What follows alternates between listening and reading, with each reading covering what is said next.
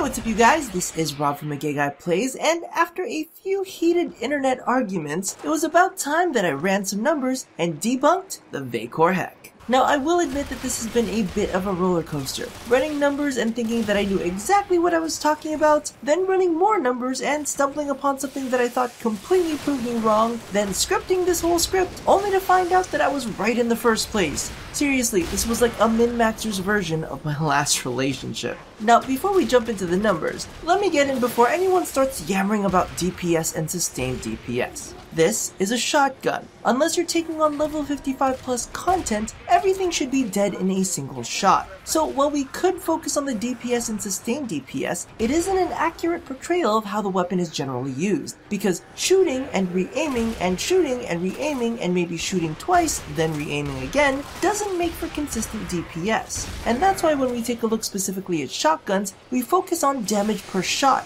as stopping power is what really practically matters, as opposed to sustained DPS, which for general use only theoretically matters. With that said, let's get started. The classic Hek's damage per shot, solely using the Scattered Justice mod, totals out to 1732.8, with its critical stats factored in. The Vaykor Hek's damage per shot using a maxed Blunderbuss and a maxed Prime Ravage only totals out to 1323.2. Now, keep in mind that the Scat Hek is only using one mod, while the V Hek is using two. So let's add in a 90% elemental mod, and the Scat Hek is now sitting at 3292.3 damage per shot. So straight off the bat, it isn't looking good for Steel Meridian's Mastery Rank 12 version.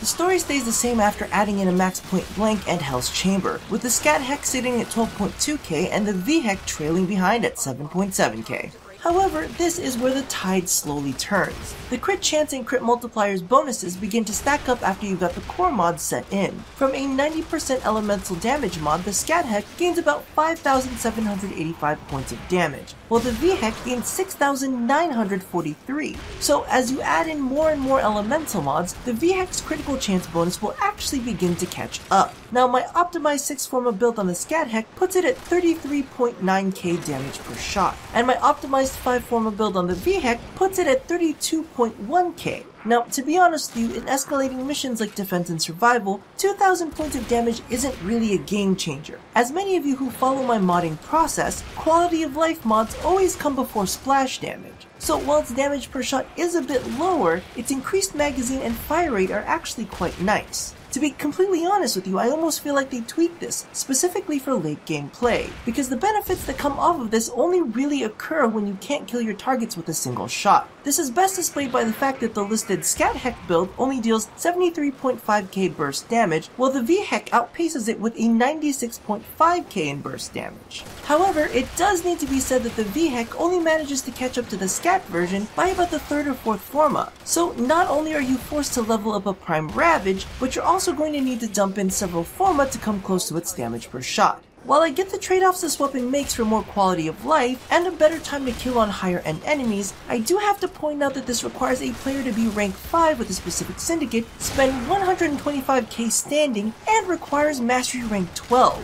For all of that trouble, I would expect that this weapon would at least match the original version's damage per shot. Regardless of my own opinions, those are the numbers, and it is up to you to decide whether it is worth your time, forma, and cores to turn this from a heck no to a what the heck, why not? Now, thank you all for watching another episode of Debunked. If you haven't already caught it, be sure to check out my overview of every U17.3 Syndicate primary, as well as my previous Debunked episode on 120% physical damage mods. Now, don't forget to do all the things that I ask you to do at the end of every one of these, and as always, don't expect that I'm gonna have space to fit in dick jokes every episode. I mean, what am I, a dick dispensary? Am I just overflowing with dicks?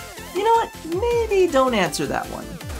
Now, don't get me wrong, just because I'm disappointed doesn't mean that I don't like it. It's just like finding out that really hot guy is a little bit below average. It doesn't make him any less attractive, it just means you're gonna have to work with it a little bit.